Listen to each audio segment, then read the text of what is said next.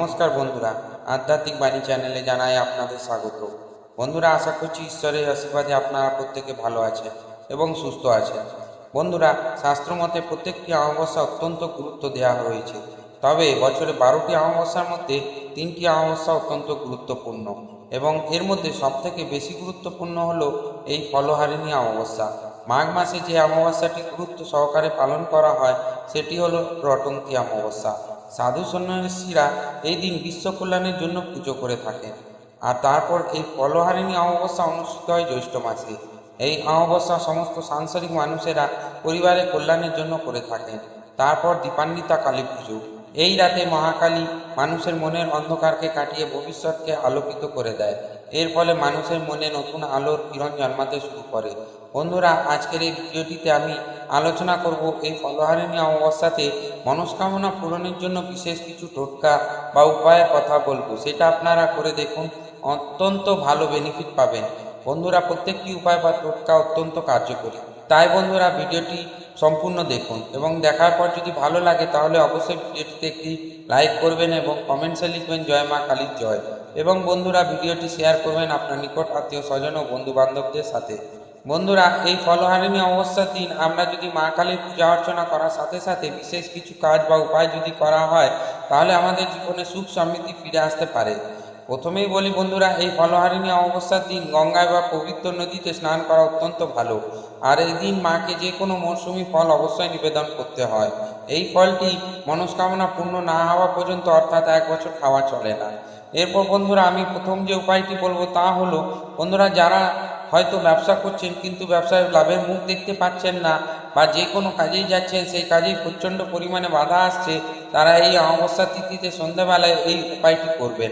সন্ধ্যাবেলা অমাবস্যা তিথি পড়ার পর স্নান ছেড়ে শুদ্ধ বস্ত্র পরে ঠাকুর ঘরে চলে আসবেন। সাদা কাপড়ের টুকরো আর লাগবে একটি সাদা কড়ি আর একটি ছোট্ট চুম্বকের টুকরো। এবার বন্ধুরা, এই প্রত্যেকটি জিনিস সাদা কাপড়ের মধ্যে ভালো করে মুড়িয়ে নেবেন। এরপর এটিকে ভালো করে লাল সুতো দিয়ে বেঁধে নেবেন এবং তারপর এটি আপনার ঠাকুর ঘরে মা কালী বা মা তারার যে আলেখ্য আছে তার চরণের কাছে রেখে দেবেন।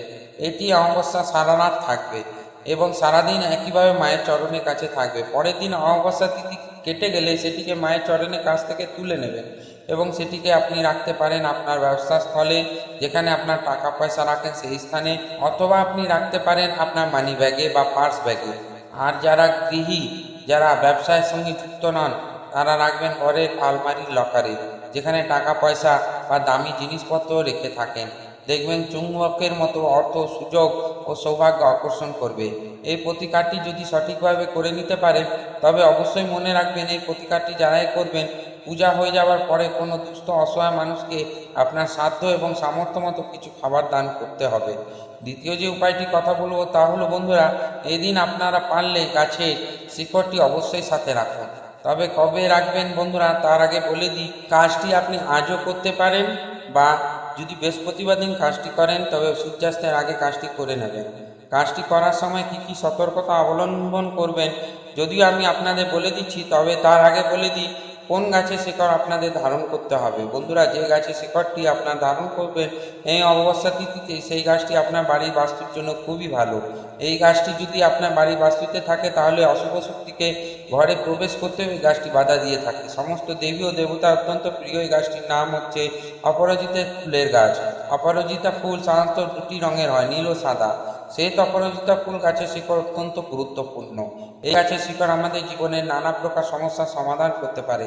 জীবনের নানান সমস্যায় জেরবার হয়ে আমরা অনেক সময় সেই সমস্যাগুলি থেকে রক্ষা পাওয়ার জন্য আমরা গ্রহরত্ন ধারণ করে থাকি, যেগুলি মূল্যবান তো হয়, তার সাথে সাথে যে জিনিসটি আপনি সঠিক পেয়েছেন কিনা তার ওপরও সংশয় থাকে।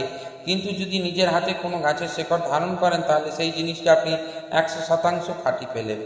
এই কাজটি করার আগে আপনারা স্নান সেরে শুদ্ধ বস্ত্র পরে নেবেন। এরপর সাদা অপরাজিতা ফুল গাছের শেকড় সংগ্রহ করে আনবেন। তবে বন্ধুরা, শেকড় সংগ্রহ করার সময় লক্ষ্য রাখবেন গাছটির যেন কোনো ক্ষতি না হয়, তাহলে কিন্তু হিতে বিপরীত হবে। তবে বন্ধুরা, কাজটি আপনি লক্ষ্য চক্ষুর অন্তরালে করবেন যাতে কেউ আপনাকে দেখতে না পায়।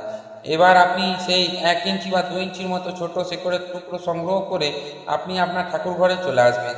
সেখানে যেভাবে আপনি নিত্য পুজো দেন সেই দিন বিশেষ অমাবস্যা তিথি, তাই সেই দিন বিশেষভাবে মা কালীর পুজো দিয়ে দেবেন।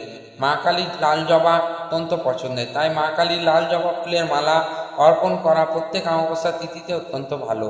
মা কালীর চরণে লাল জবা ফুলের মালা এবং বেলপাতা অর্পণ করা অত্যন্ত ভালো। আপনি আপনার সাধ্যমতো নৈবেদ্য সাজিয়ে দেবেন এবং ফলহারিণী অমাবস্যাতে জ্যৈষ্ঠ মাসে যে সমস্ত মৌসুমি ফল পাওয়া যায় সেই সমস্ত ফল দেবেন এবং তার সাথে 12 মাস যে ফল পাওয়া যায় সেটিও নিবেদন করবেন। তবে হ্যাঁ বন্ধুরা, এক্ষেত্রে বলে রাখি, আপনার যে 5 ফল মাকে অর্পণ করবেন, এই 5 ফলের মধ্যে সবকটি যেন মৌসুমি ফল না হয়, অর্থাৎ 12 মাস পাওয়া যাবে এমন ফলও এই 5 ফলের মধ্যে রাখবেন। এবার এই 5 ফলের থেকে একটি ফল হাতে নিয়ে ও সামান্য একটু আতপ চাল হাতে নিয়ে মনস্কামনা জানিয়ে সংকল্প করতে হয় যে এই ফল 1 বছর ব্যাপী মনস্কামনা পূরণ না হওয়া পর্যন্ত আর গ্রহণ করবেন না। আচ্ছা, যেখানে ছিলাম এবার বলি সেই মূলটি নিয়ে কি করবেন। সেই মূলটি প্রথমে পরিষ্কার জল দিয়ে ধুয়ে নেবেন, গঙ্গা জল দিয়ে শুদ্ধ করে একটু লাল চন্দন মাখিয়ে মা কালীর চরণের সামনে সেই মূলটি আপনি রেখে দেবেন।